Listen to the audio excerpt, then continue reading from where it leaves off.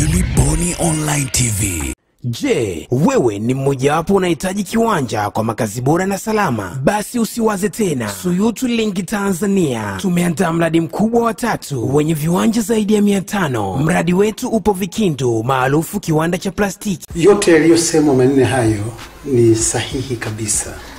Sidhani kama kuna jambo alijasemwa kuhusu Membe, ingawa wengine wananiita mbobezi katika masuala ya ujasusi.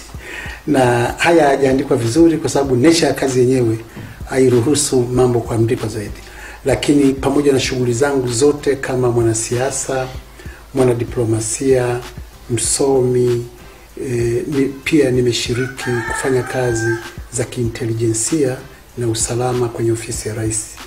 Mambo ambayo huyasikii yamezungumzwa, lakini mara nyingi unaambiwa mbobezi. Kwa hiyo hili ni jambo ambalo halijaandikwa lakini lipo. Naona wakiweka picha yako mitandaoni nchini Tanzania wanaandika Kachero Bernard Membe. Ndio. Na wengine wananiita Putin wa Tanzania. Ni katika mambo hayo ya masuala ya kiintelijensia na ujasusi, kwa maana tu ya kusema nilishiriki kuwa katika maisha yangu kuwa afisa usalama wa taifa ndani na nje ya nchi yangu. Na ndio maana neno mbobezi au kachero unatisikia. Nini kilikusukuma ukaingia kwenye siasa, Bernard? Mwaka 1978 nilipata nafasi ya kwenda kwenye masomo ya usalama nchini Uingereza. Mara baada ya kurejea nikiwa makao makuu, nilipata bahati ya kutumwa na baba wa taifa wakati ule Mwalimu Julius Nyerere niende Mbeya nikafanye kazi maalum. Nikaenda, baadaye nikarudi. Niporudi nikatoa taarifa yangu kwa mkurugenzi mkuu wa usalama wa taifa, na nakumbuka akampelekea Mwalimu.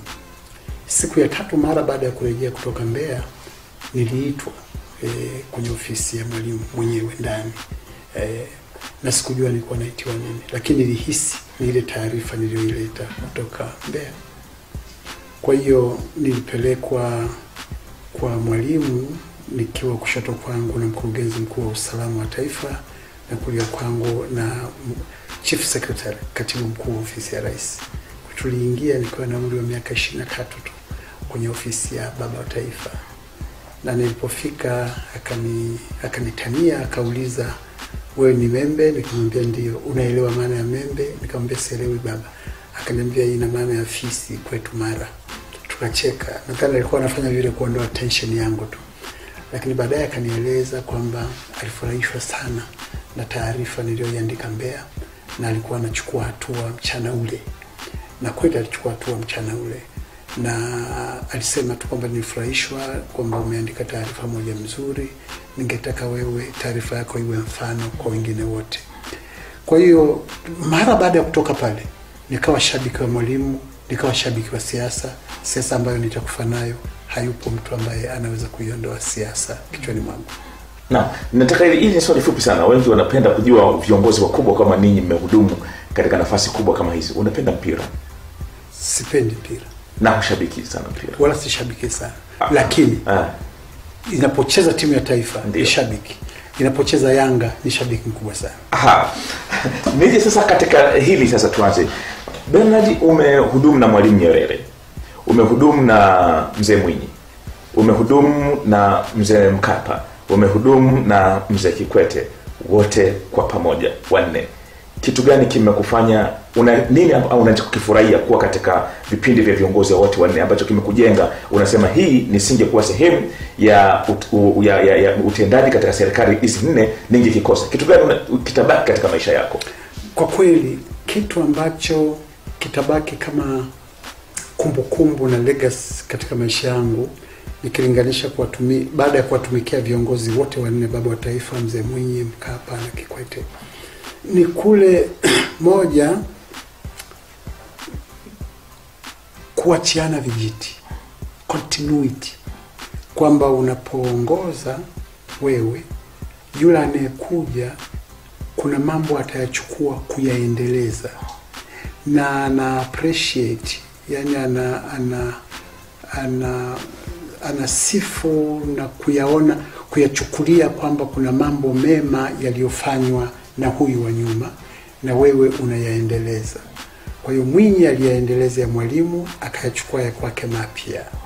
Alafu Mzee Mkapa alipofika akayachukua ya Mwinyi na akayaweka ya kwake mapya. Kikwete alipofika akayachukua ya Mkapa yale anayoona mazuri na akayaongeza ya kwake mapya.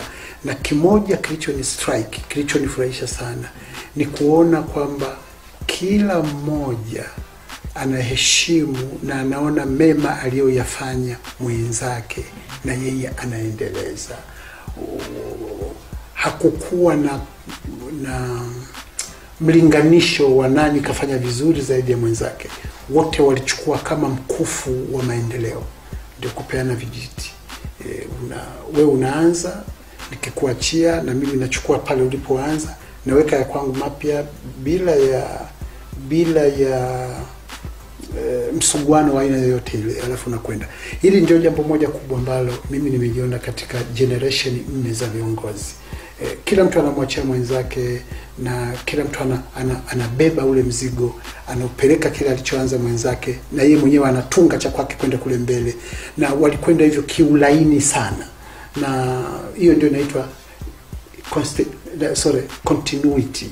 Lakini pia kuna institutional memory, kwamba huyu aliyepita unawachukua watu wake wachache, alafu anakuja kusaidia hii generation mpya inayokuja, na huyu anaweka watu wake wapya.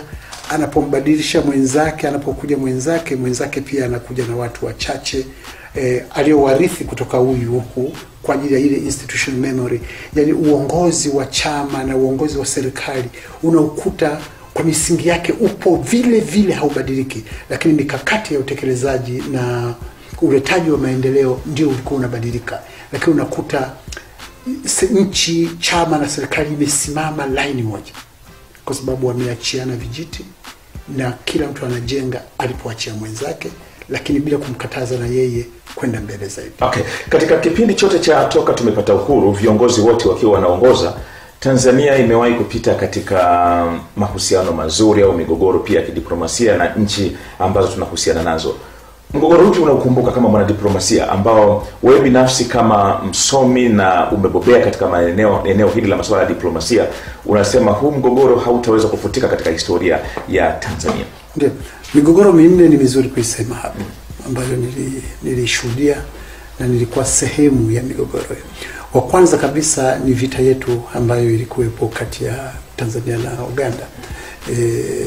Nilikuwa ofisi ya rais wakati ule, na kazi niliyoifanya wakati ule mimi ni kwenda kuwahoji na kutoa tathmini ya mateka kutoka Libya, na walikuwa Libya zaidi ya 200 pale Kagera, na wengine walikuwa Jinja na Kampala.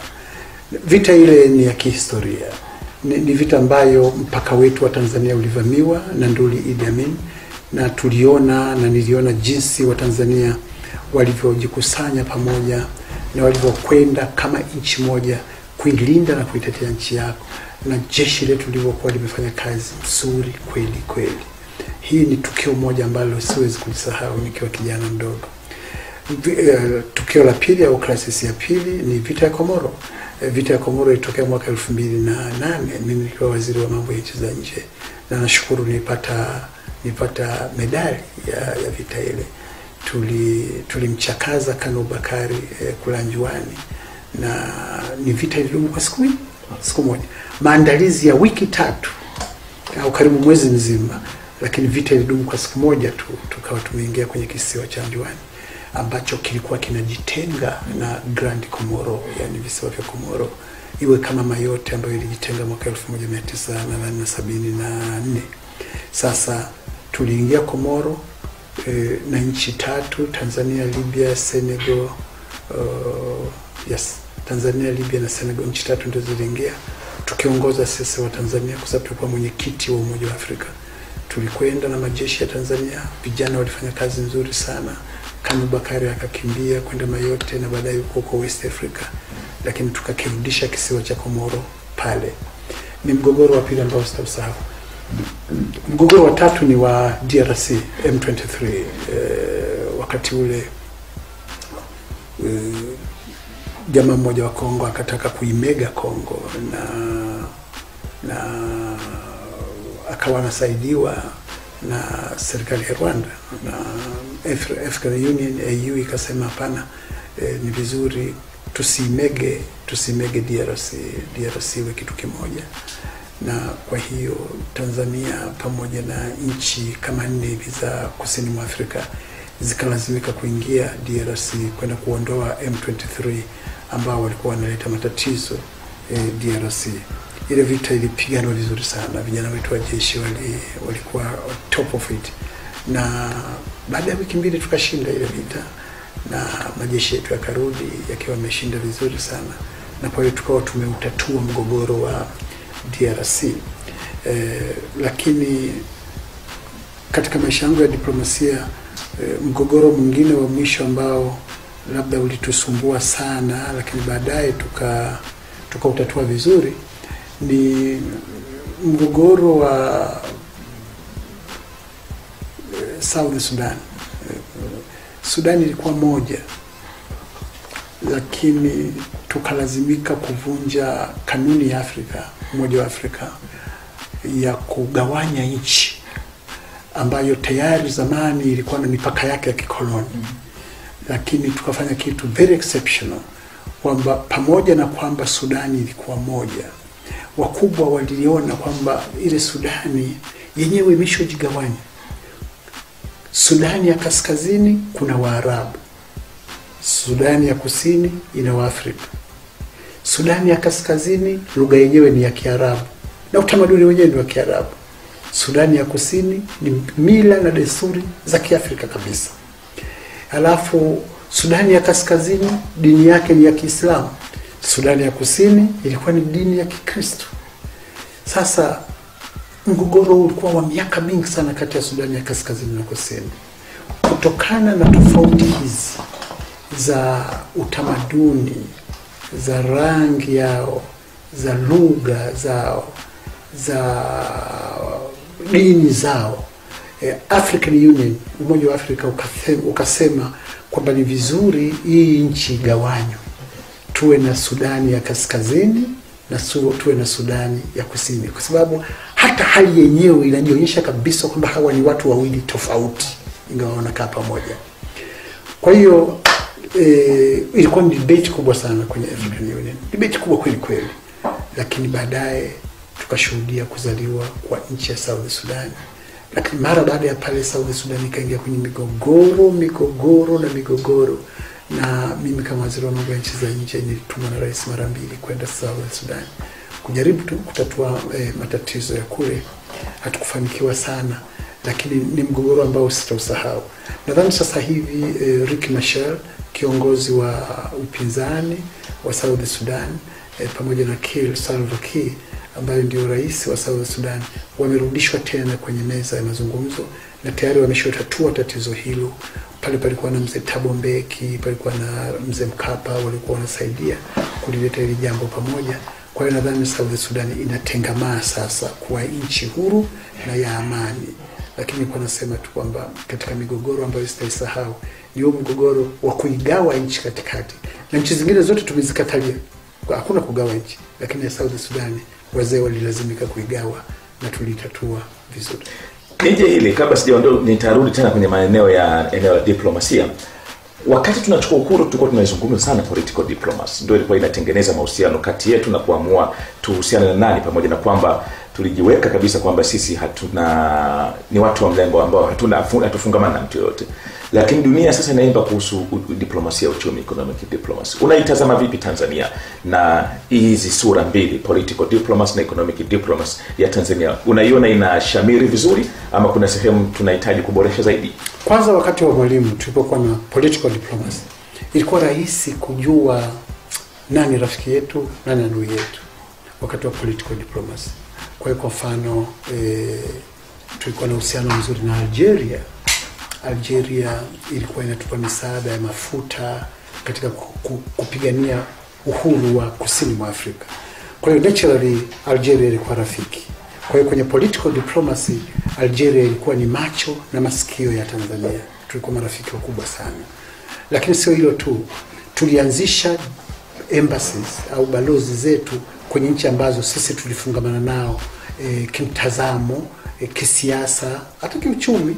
Tulifungua balozi zetu huko Cuba. Kwa mfano Cuba tulikuwa na uhusiano mzuri sana na Cuba, na tulikuwa rafiki na Cuba. Wakafungua ubalozi Tanzania, ingawa sisi tulichelewa.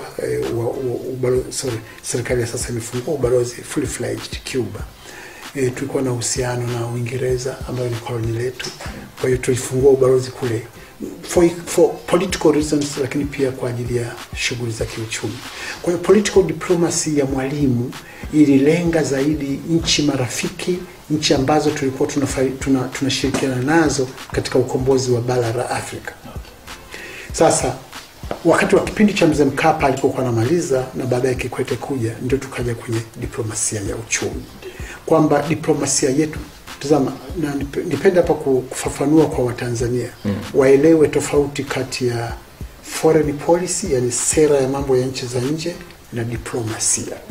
Maana ni vitu viwili vinachanganywa.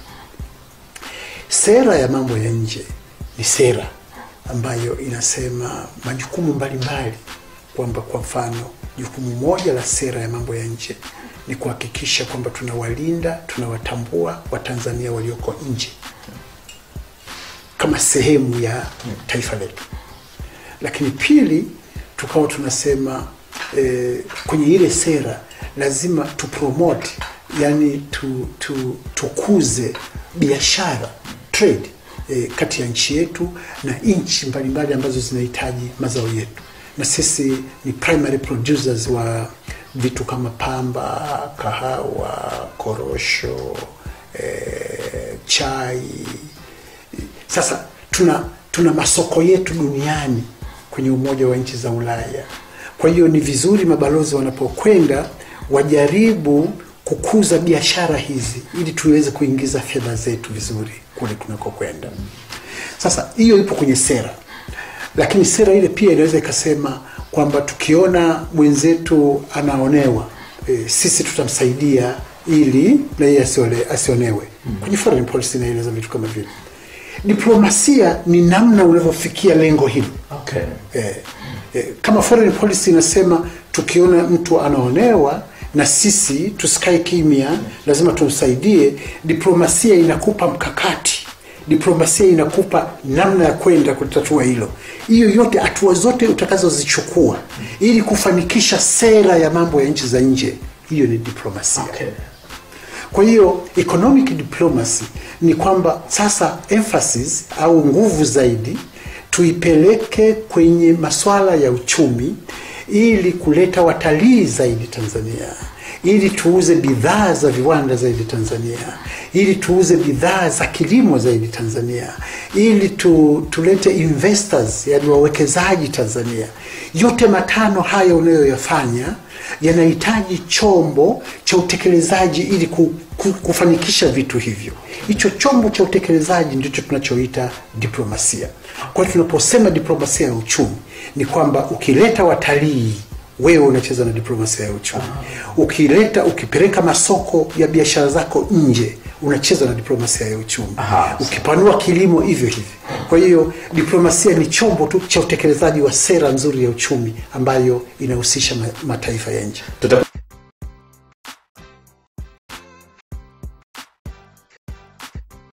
Je, wewe ni mmoja wapo unahitaji kiwanja kwa makazi bora na salama? Basi usiwaze tena. Suyutu Link Tanzania tumeandaa mradi mkubwa wa 3 wenye viwanja zaidi ya 500. Mradi wetu upo Vikindu, maarufu kiwanda cha plastiki, katika wilaya ya Mkuranga. Kama unatokea Tandika, Gerezani na Posta, utapanda gari moja tu mpaka Vikindu. Ukitoka Vikindu kufika kwenye mradi wetu ni umbali wa kilomita 3 tu. Mradi wetu umezingatia masharti na vigezo. Huduma zote za kijamii zinapatikana kama vile maji, umeme, shule, hospitali. Vyote hivi vinapatikana kwa ukaribu. Barabara zinapitika masaa 24 pamoja na makazi ya watu wanaoishi. Viwanja vyote vipo katika hali ya tambarare. Viwanja vyenye ukubwa wa futi 40 kwa 50. Bei zetu ni nafuu, 1,800,000 kwa kila kiwanja. Utalipa kwa awamu 2. Bila kusahau nyaraka zote za kiserikali zinapatikana. Wote mnakaribishwa Suyutu Link Tanzania. Kwa mawasiliano piga namba namba 0654